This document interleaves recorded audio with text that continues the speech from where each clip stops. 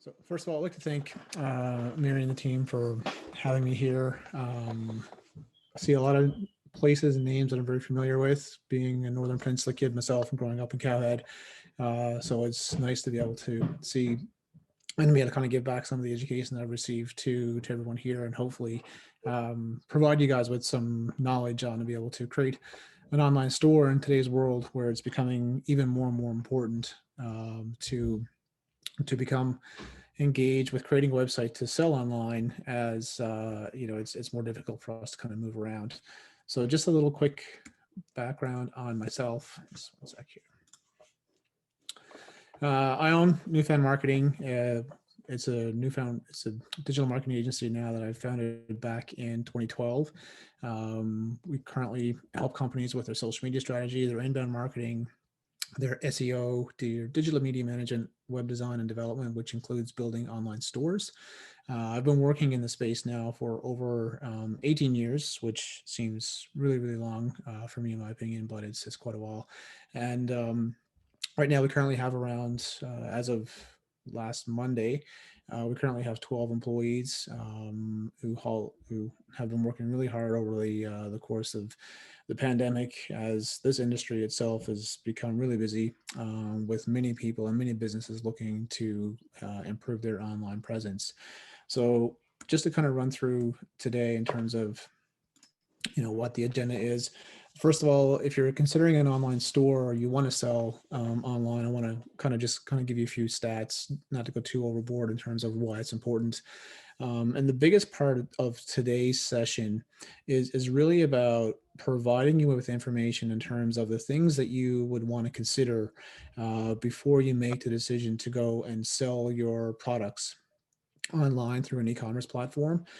So there's some things and some work that, whether you're a solopreneur or a small business or a medium-sized business, that you should consider and perhaps do some research. So we'll run through some of those, and then we'll kind of get into the platforms that are available out there. There's quite a number of them, and we'll focus on two.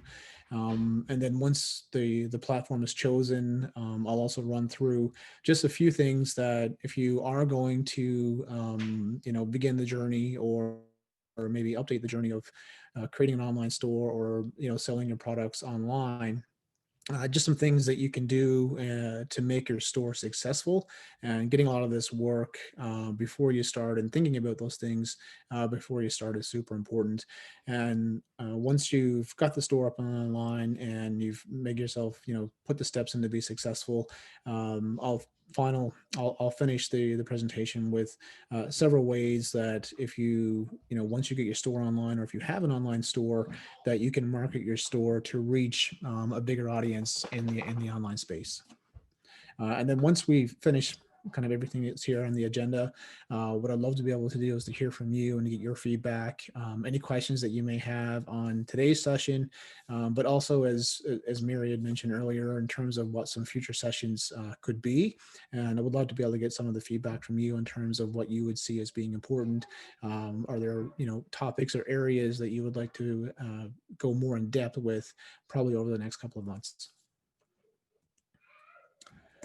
So if you're creating an online store, one thing that's happened, especially since the pandemic, and this is just in terms of what happened when the pandemic began, is that the traffic that people who have an online store were seeing was more like the Black Friday, which we're all very familiar with, and the Cyber Mondays. But when the pandemic hit, and then all of a sudden we began to go on lockdowns, what was happening for people who currently had an online store is that they were seeing this frequency of traffic to their website that matched Black Friday levels every single day. So, there's a big change that everybody was shopping from home, making changes, and also the categories of things that people were buying were also changing as well.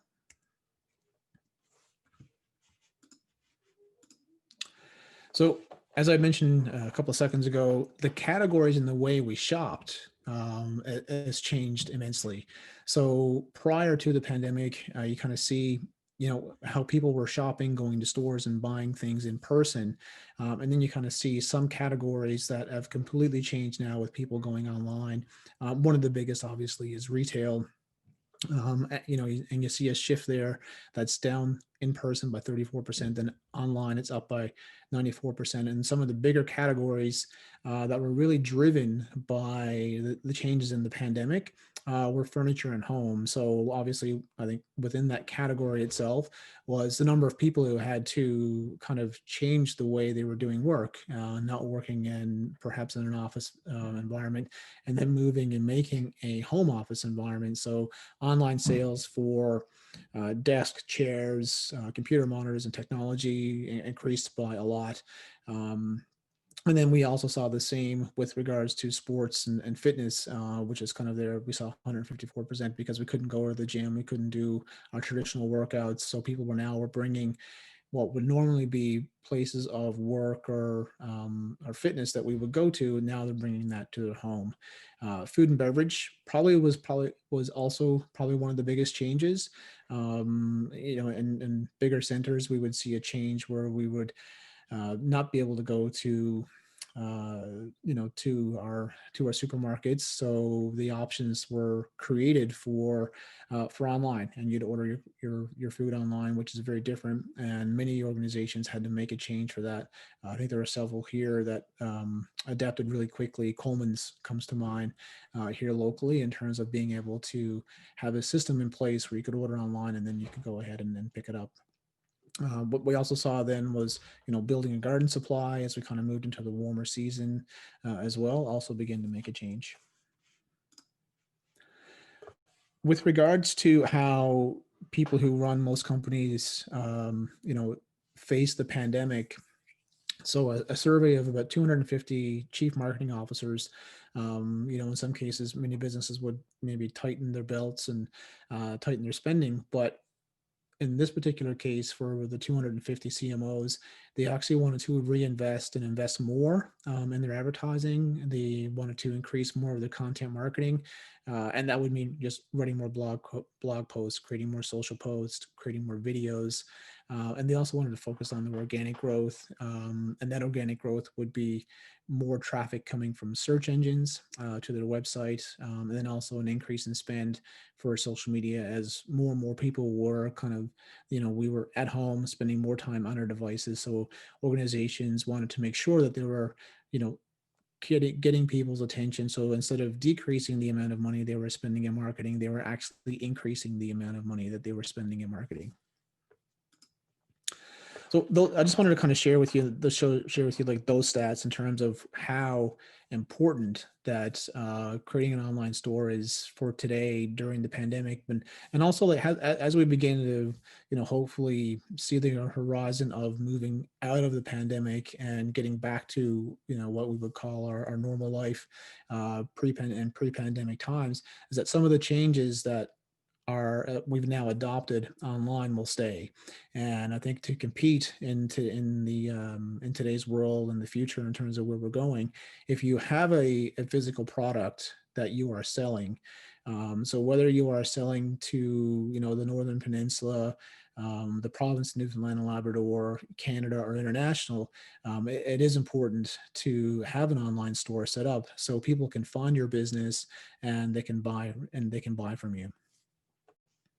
So before you start, I just wanted to kind of outline a couple of things that would be important for you to consider. So whether you're a solopreneur or a small to mid-sized company that maybe has 2 to 5 or 10 or 15 employees, some of the considerations that you'll want to think about before you go down this venture is, what resources and skill sets do you currently have in-house? So if it's from a solopreneur perspective, if you're doing all the work with regards to maybe creating the product, sourcing the product, but then also doing the marketing and get everything ready. How much time and resource and skill do you have? What training do you need?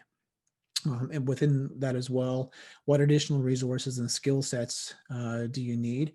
And one of the things that's important with this question right here that comes up quite a bit, more so for solopreneurs and really small businesses who may be getting off the ground, you need to consider the time and energy and investment that it's going to take to get your site online, and making the decision on whether or not you want to outsource to get somebody else to create the store for you, or if you want to take that responsibility on within your team to do it.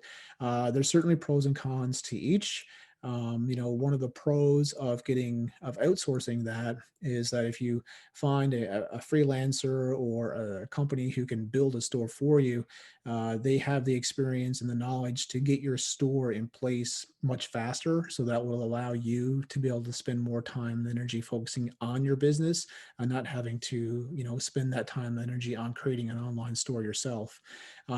That being said, if resources are limited financially and time, and with regards to time, then you can do it for yourself, but also keep in mind while you're doing that it may take a little bit longer as you're learning these new skills to get your site up and running and in place. Once you've made the decision in terms of who's going to build your store, like anything, once it's built, it doesn't, the work doesn't stop there. It's who's going to maintain your store.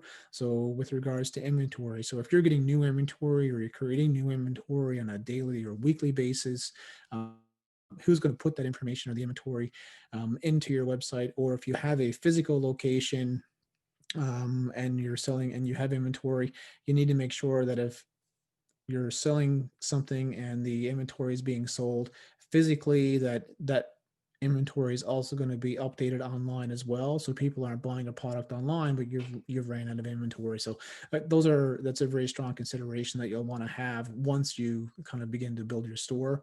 A second part of that as well, for anyone who has a business, customer service is super important. It's important in many regards, whether, if you've been mostly doing in-person business, but from an online perspective, it's probably even more important because it doesn't take very much today for consumers to have a negative impact on your business and maybe put in a couple of complaints. So it's, as you're building your store, you need to think about who's going to be responsible for customer service, who's going to answer the phone, who's going to answer emails. What if there's fulfillment issues? So, someone purchases your product and then you send it to Canada Post, and Canada Post is creating delays. Like, who does that? And within the customer service piece of it, you need to consider, is there education and training?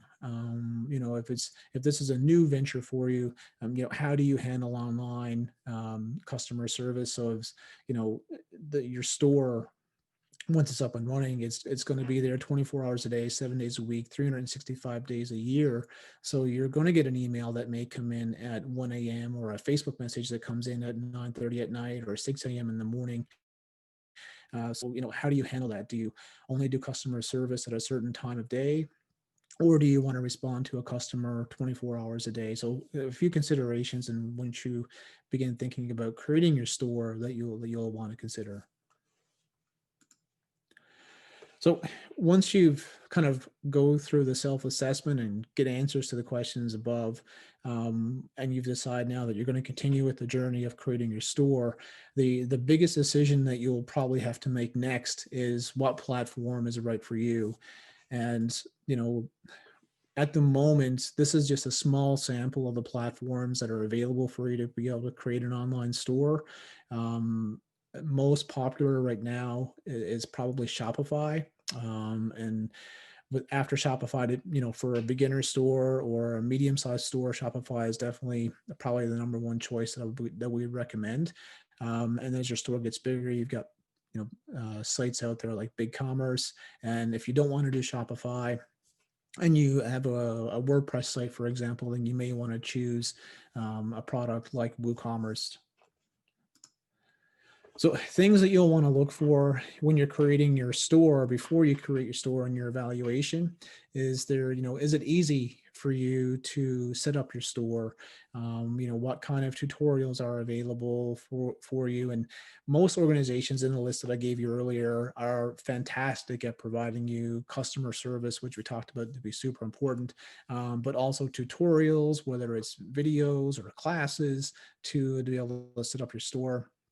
You also want to be able to, from a navigation perspective. So you need to think about, is it for your store?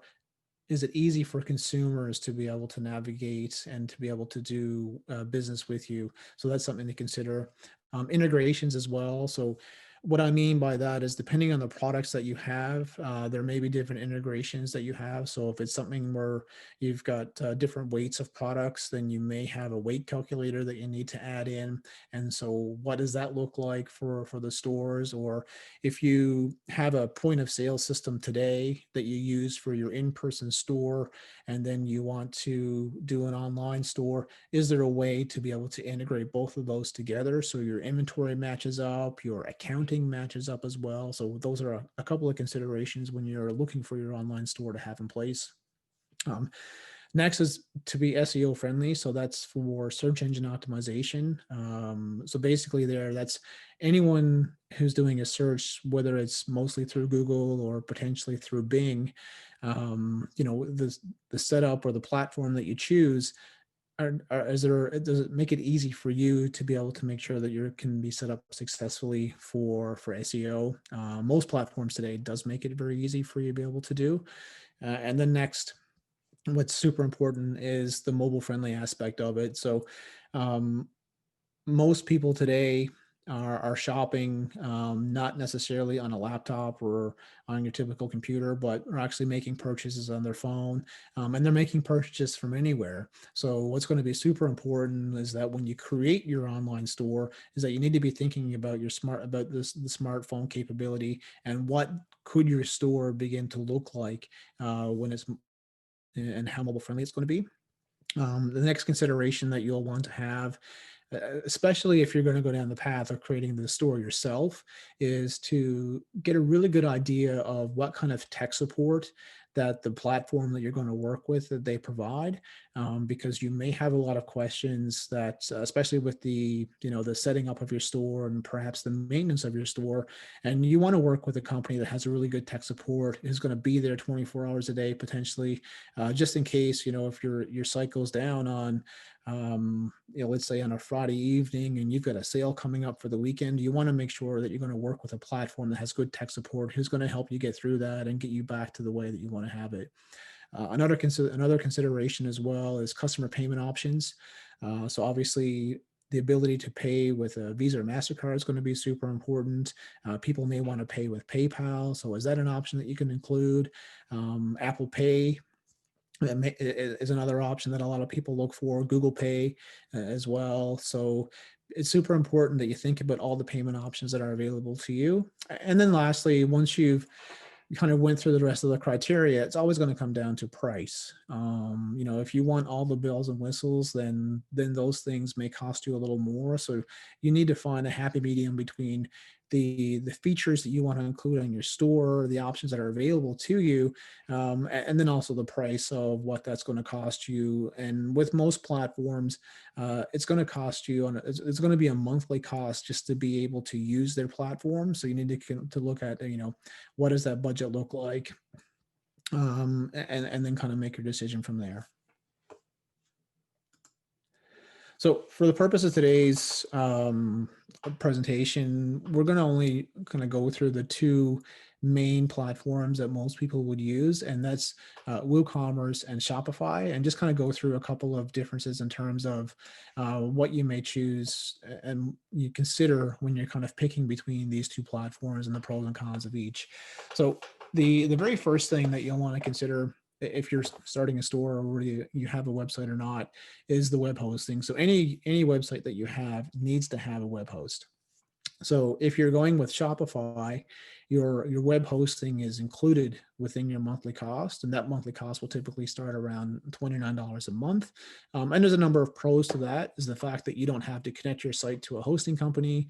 You're not tied into or to have a separate bill that's the Shopify doesn't have to talk to your hosting. You can kind of set that up separately, and it's great. It's really secure. Shopify have really good servers from there. But if you have a WordPress site and you want to install an online store, then you would use WooCommerce. And with WooCommerce, then you do need to make a decision in terms of the hosting that you will have. And while the monthly cost can be cheaper, there's a number of implications to that. Typically, if you've got If you've got cheaper hosting, it means your site's going to be potentially a little slower. And it could be, and if that's the case, and most users, when you're going to make a purchase, site speed is super important. And with that, you need to make sure that if you choose a cheaper hosting that can be as low as $3 a month, you're kind of giving away the speed, what somebody could be looking for to make a purchase.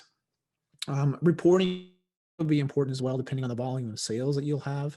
With Shopify, there is an option where they will tell you, how your sales are doing, what's working, what's not working. It comes in about $79 per month.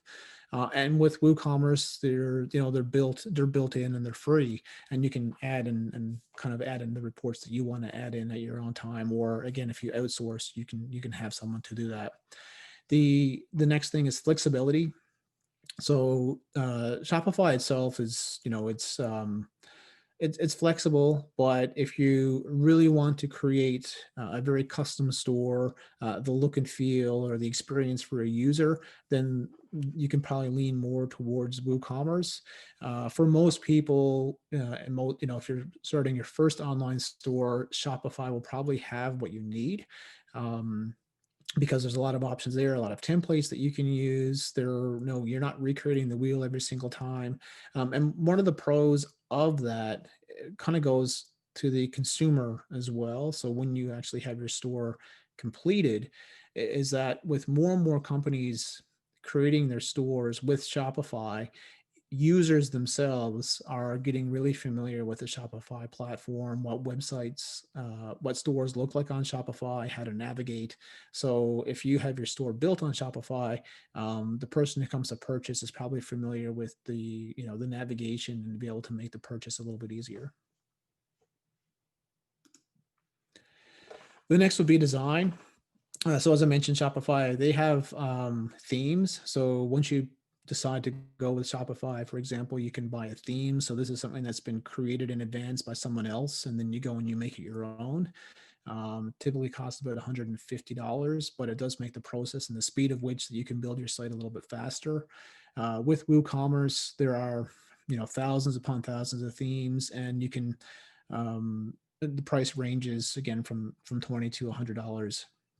The next piece that you'll want to consider is the ease of use. And again, if you're probably doing this yourself, or maybe it's you're going to get a staff member to do it, the good thing with a platform like Shopify is that has many tutorials. It's a plug and play system. It's very easy to set up. The time it takes to set up can be faster. But if you do want to have something that is a little more customized, then WooCommerce may be something more for you. It takes a little bit more time to get the initial piece set up, but once you have it in place, then it's quite easy to be able to use. And then cost, as we mentioned earlier as well, cost super important. Here's the three plans that Shopify will provide will be $30 a month, $79 a month, and $300 a month. Again, when your considerations that you'll have there is that if you go with WooCommerce, you do need to pay for hosting outside of your e-commerce costs that will be separate. So the $29 a month usually is a pretty good price. With WooCommerce, there's the prices can range. So if you have a beginner store, it may not cost you very much. The hosting can be cheaper. You can find a theme that's not very cheap, or that's not very expensive, sorry, and that will allow you then to be able to get started. But then one of the things that I find often separates, say, a Shopify versus a WooCommerce is the plugins. So plugins for Shopify, typically there's an additional cost that comes with each. So if you want to be able to give gift cards, for example, or even shipping, if you want to provide shipping and people can kind of calculate their own shipping costs, there's typically plugins and extensions that go with that. One thing with WooCommerce is that some of the things that you would take for granted with Shopify, you need to go and make additional purchases on WooCommerce. And we often find that by the more plugins and extensions that you would include in a tool, or if you wanted a WordPress WooCommerce site, the more opportunities for things to break and more opportunities for your store itself to break. But depending on the complexity of the store that you want to create, WooCommerce can still be a good option for you.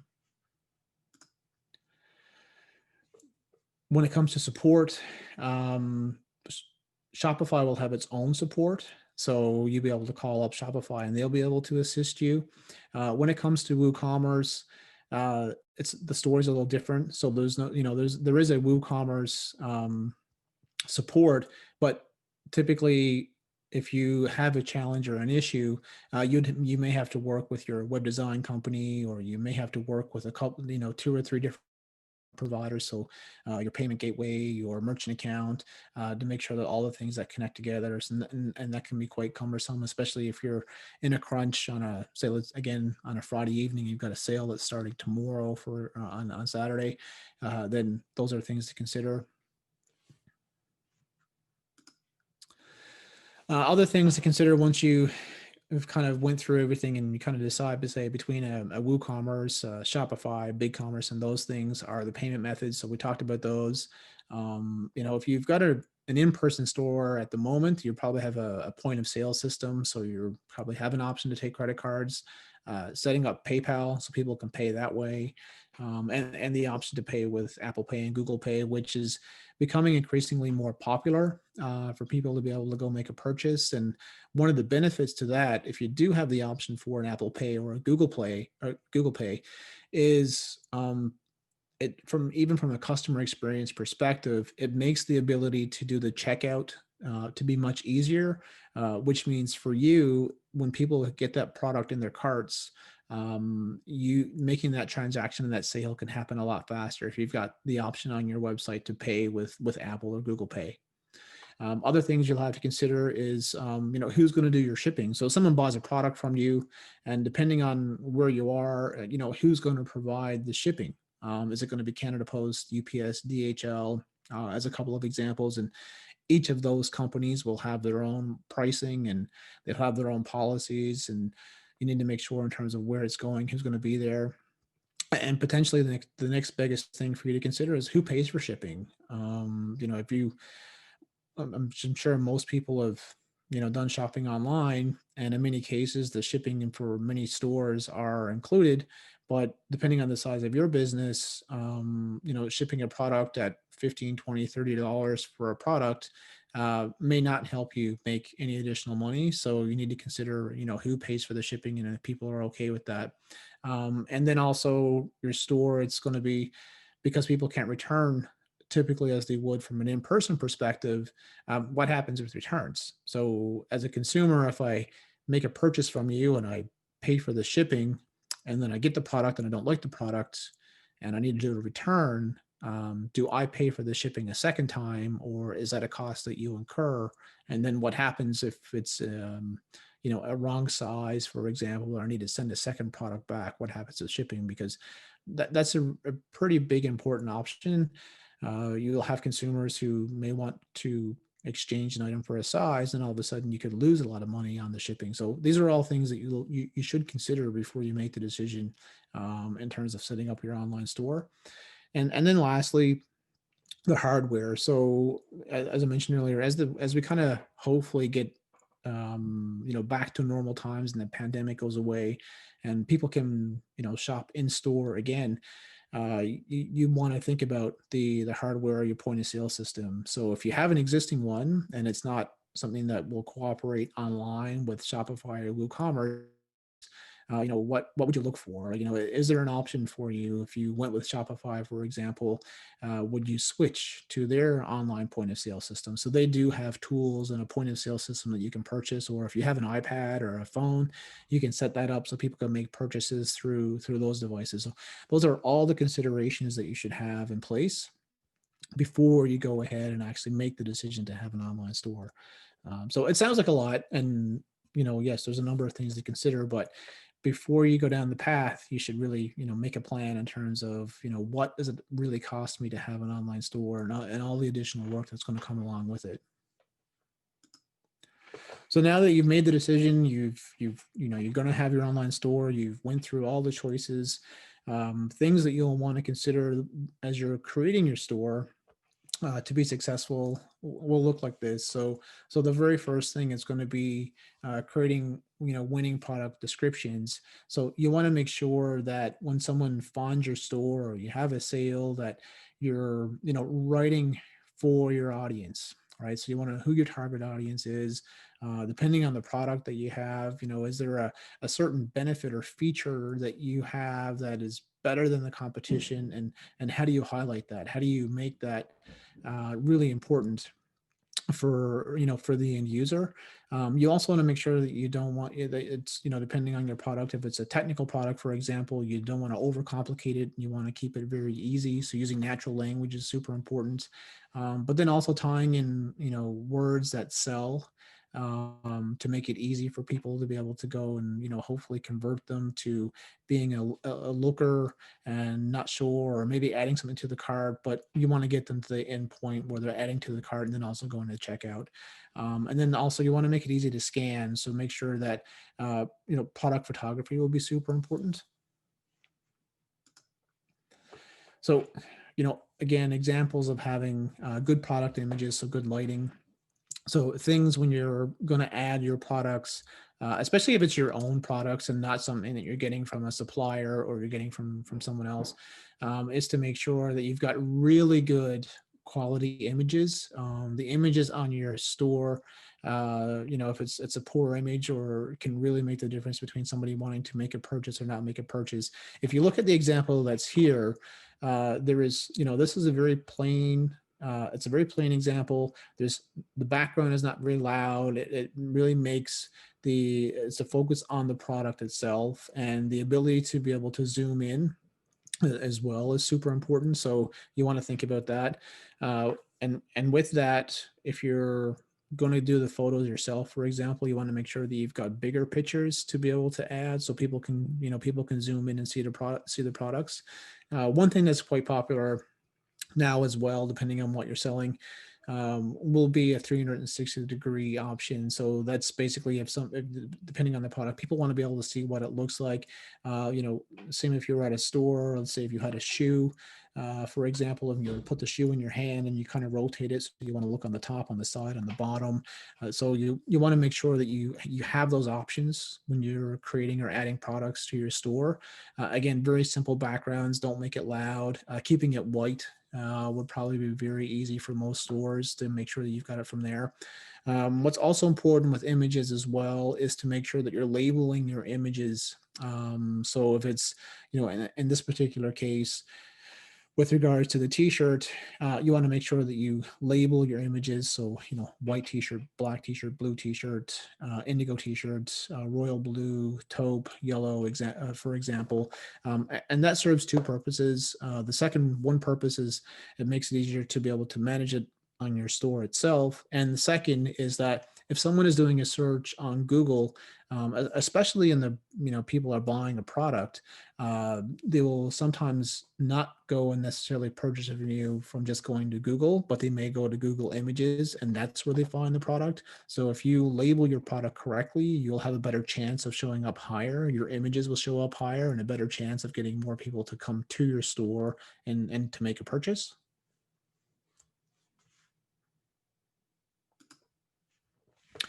So once you've got your product descriptions nailed and you've got really good images, what can really make or break an online store is the email marketing, and a lot of work will have to go on here, before launch, post launch, or sort of during launch and post launch. It's something that you'll probably always want to be testing. So things that you'll want to consider will be the transactional emails, for example. So, when I make a purchase, what does that purchase look like? What is the email that I receive as a purchase? What kind of information is in there? Is there contact info? Do you leave all the information for your social media networks for people to be able to go and find you as well? So there's an example over on the side. The post purchase, so that fulfillment piece, for example. So, once I've made a purchase, the next thing that I want to know is, who's going to deliver it? What's the shipping number? How can I track it? Because I want to know, not once I've made the purchase, where is it and how long is it going to take? So you want to make sure you've got that process down as well, and knowing when that's going to happen and when the purchase and when that process is completed. And so those are transactional pieces. And then once you have your store, one of the good things about having an online store, same as having an in-person store, is the loyalty aspect of it. So it's having the people who shop with you for the first time and being able to get them to come back a second time or a third time. And with that, then you'll want to create your sales your sales emails. This time of year, for example, what you will typically see in a lot of retailers will be an inventory clearance, any products that they were not able to sell during the holiday period. As you prepare for new seasons and new products, then you'll see a lot of emails now where people doing inventory clearouts or inventory blowouts and offering pretty good discounts. So, will you need that? If you're creating your own products, for example, and you create a new product, what does that look like? How do you let people know about the new product that you have? And then beyond that, there's partnerships. I think even in the group of participants that we have here today, for example, there's probably several partnerships that I could see where people can work together and potentially cross-sell products from one store to another. So what does that email look like? And then also, looking at the newsletter component of just keeping people in general. So every email that you send is not necessarily going out as a promotion, but also keeping up to date in terms of what's happening with the company. So what does that look like? Another piece that'll be really important are these two pieces right here can really getting these right can really help you in terms of the amount of revenue that you can generate. So the first is the abandoned cart email. And with that, so that's when a user comes to your store, they find a product they like, they add the product to the cart, but they don't check out. So the goal there is to, what's a series of emails that you can get for people to make sure that, you send out an email a second time or a third time, so they come back and they complete their order. And in some cases, maybe they were, thinking about ordering something during the day, and then something else caught their attention and then they didn't do it. And then, maybe your abandoned cart emails will come back later and you can kind of get that, convert that sale a little bit later. The other important piece as well is that if you've got someone who's, maybe they've purchased a product from you 2 months ago or 3 months ago, but they haven't come back and bought a second product or a third product, and you want to get them back. So those are the re-engagement emails. And I'm pretty sure that everyone that's listening today has received one of these emails for an abandoned cart or a re-engagement email with a product that you've probably not purchased or thought about purchasing at some point in time. And then lastly, once you've kind of get the transactional campaigns, the promo campaigns, and the lifecycle emails down, additional work that you'd want to look at is to be doing a lot of testing. So whether that's you yourself or someone on staff, you want to look at doing testing. So, do you want to create segmentation? So if you've got a certain category of products and you've got a sale, do you only want to send your emails to, to people who are only probably within a category segment, or do you want to send your emails to everyone? So those are things to consider. What does the subject line look like? So is the subject line giving a free shipping or a percentage off or a buy one, get one? So those are things that you want to consider. You also want to think about the time of day. Is someone more likely going to be making a purchase during lunch hour or early in the morning or perhaps in the evening when they've got a little more downtime? So testing the time of day that you do email campaigns as well could be really important. So all things that you'll want to consider once the store is set up. The email part, getting this right can really help you with the revenue that you're going to make. If you take the time to create your store, you bring someone to the store and they get so close to want to purchase from you, getting the emails correct will help you make more money. So now that you've made the decision on the platform that you're going to use, you've went through the process of creating your store, and you've got really good product descriptions, you've got really good photography, your email marketing is top notch, and you're doing a really good job on getting your emails out there. the next thing that you want to do is now we want to bring more people to our store. And in an online world, there's a number of options that we can use to bring people to the store. So what we want to do there is that we want to be able to drive traffic to your site. So email marketing is one. We also want to make sure that anyone who's looking on Google for your potential products or services, people are finding you. Paid social, search engine optimization is super important. It's more of a long-term strategy, and then we'll also want to consider email, social media as being very is super important. Depending on your product or service, your social media may or may not be the number one tool that you use. If you can get all of these in place, then you should be set up for success. So again, with email marketing, what's important here is that you want to build your email list, right? So it's all the things that I talked about earlier were all about the people who have had a transaction with you, but you need to get more people into your list. So how do you do that? So those partnerships that we talked about will be super important. So cross promoting with a partner and getting other people to join your list that way is a good opportunity. Collaborations as well. So finding someone who maybe has a complementary partner or a complementary product and doing a collaboration, or an influencer is a good way to kind of add people to your list. The promotions that you do as well will be super important. New product launches. I think in many cases with new product launches, especially if you've got a second product, third product, fourth product, it's important that you get people. And you see this quite a bit when someone has a new product and it's like get add your name to the waiting list for a pre-order, and then when the product becomes available, you're kind of the first in list to get the product. So that's definitely an opportunity for you to consider. And then also revisiting the abandoned cart email strategy. Probably the fastest way to generate business once you get your store off the ground is to look at doing ads on Google. So in many cases, and I'm sure most of us, even though over the course of today, for example, has probably already done this. If there's a product or service that we're looking for, naturally the first place that we go to look for that, if it's not Amazon, will probably be Google. So if you're only just getting your store set up, the chances of people finding you could be quite slim. So you want to make sure that you can stand out. And one way that you can stand out in the online space is to make sure that you're paying for Google ads.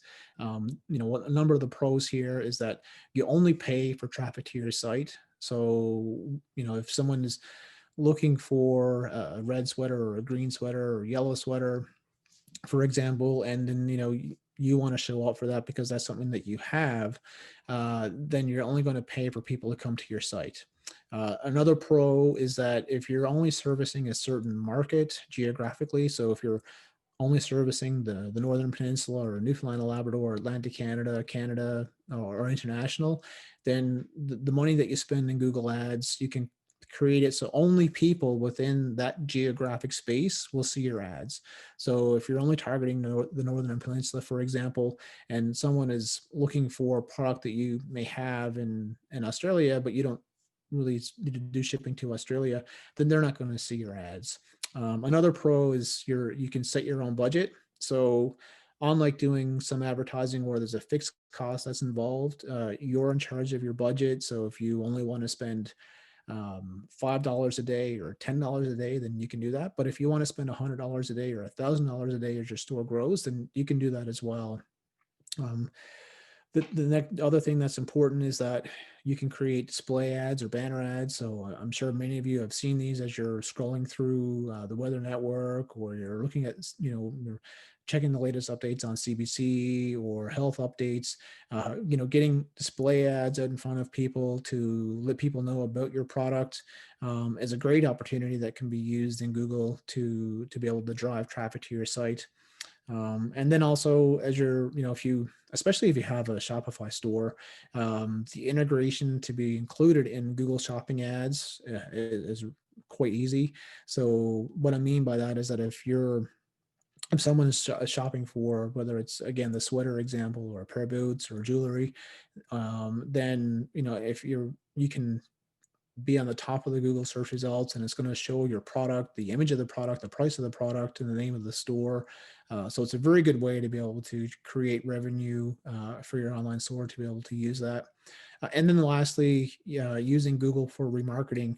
So we've all been there when we've, searched for a product on a certain website. So, whether it's Amazon or Sport Check or the Gap or an online store of some sort, and then you went to the site, and then for the next 14 days, the only thing that you see are banner ads. No matter where you go, you're seeing banner ads for that same store that you were just shopping on online. So that's one of the big advantages of using Google to be able to buy ads. So people who have visited your site you will follow them around for 14 days or 28 days to get them to come back or to remind them about buying from you.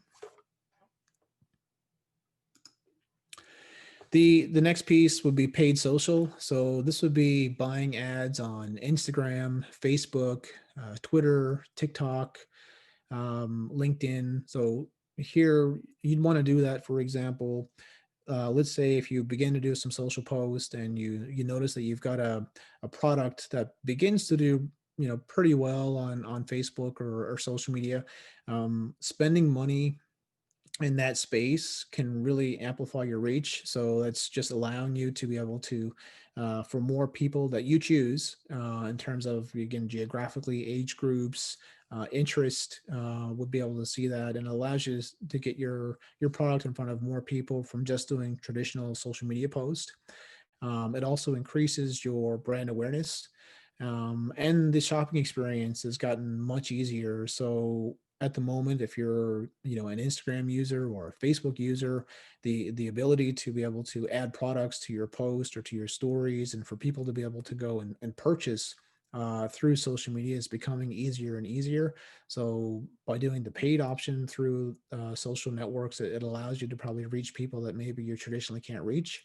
And again, lastly, with paid social, there's the remarketing component. So that is, when you visited a website or you've engaged with a social media brand, and then you're on Facebook or Twitter or Instagram or TikTok, and as you're scrolling through your feed, you will see that brand show up again and again and again, and that's all done through remarketing with paid social. The next thing that you want to consider, and you begin these steps as you're building your store, is to look at search engine optimization. So this is really the opportunity to create traffic from Google and Bing. With probably the bulk of the work that you want to do here would be to the benefit from getting traffic from Google. And some of the things that you look at here would be the site structure. So how you create the structure for your products and the categories of your products, and how you label them, making sure that you write title tags and meta descriptions. So basically what those are is that when you do a search on Google, the title tag and the meta description, the title tag is the first blue line that typically comes up in a search result, and the meta description is a short, probably 1 to 2 sentences of what that page or product is about. So you want to make sure that you kind of get some of those things in place. And this is a very long-term strategy. It's something that you would invest in today, but you may not see the reward for this for 2, 3, 4, or 5 months down the road. So it's something that you should be continuously working on, but realizing that you may not see the benefits for quite some time.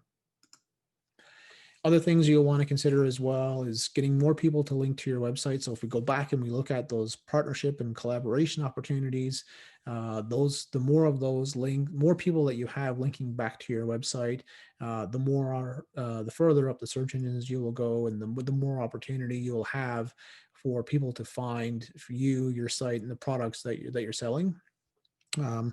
You'd also want to look at the Google My Business. This is it's just free for any business on Google. It allows you to put in, store hours, products, people who find you, connect with you, and message you as well.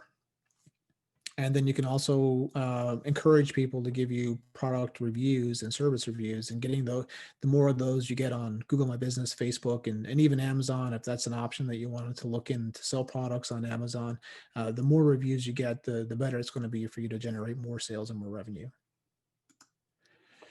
Lastly, you want to look at your social media strategy, and it's very important to think about the time and energy that you put into social media. For example, not every post that you're going to create on social is going to be a promotion.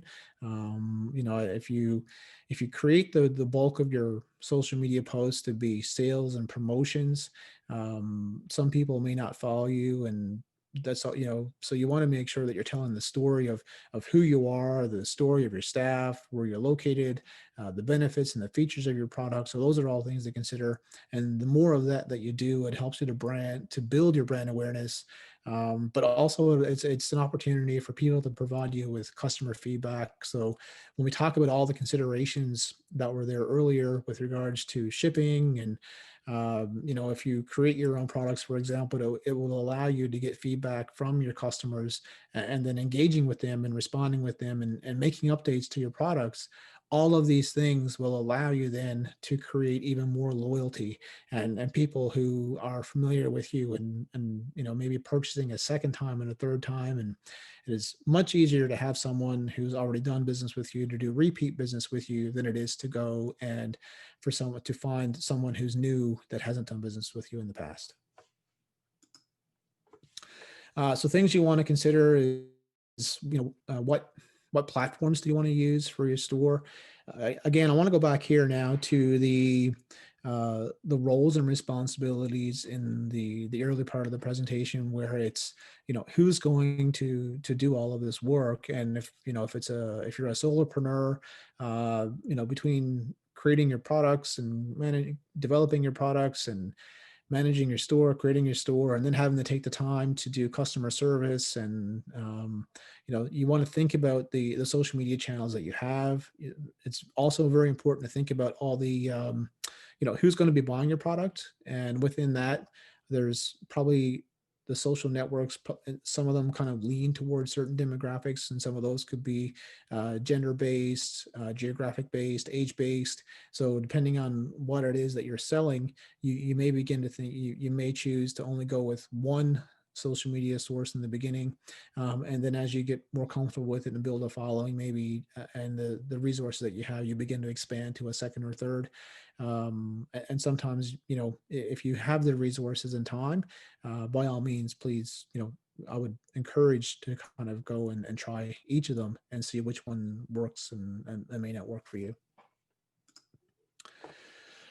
Things that you can potentially include on your social for promoting your store would be product features. And this could be things that you already know are good product features that you have, but if you use that customer feedback loop that we mentioned earlier, somebody may give you a product feature that maybe you're unaware of, and somebody else may want that. So highlighting those things would be important.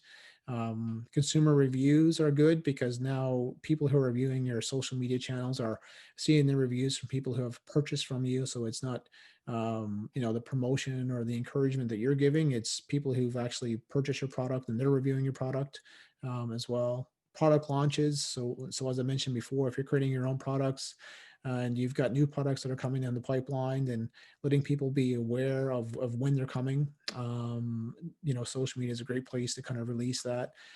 Promotions, again, not being too an overly promotional on social, but there are certain promotions that you probably do want to include. Community support. I think one of the things that I've seen a lot, especially over the course of the pandemic and even before the pandemic, is the communities that we live in and the support that we all give each other seems to be very strong and encouraging. And I think, if anyone is going to be building a store and you kind of get your community around you, you can see a lot of that. And if you give back to the community again, the more you give, the more you get back from there. So I think it's important to make sure that you look at how you can encourage the community and support the community at the same time. And then also the culture that you have within your company. So whether it's a solopreneur or whether it's a small to mid-sized business, show the culture that you have and the things that you do on social.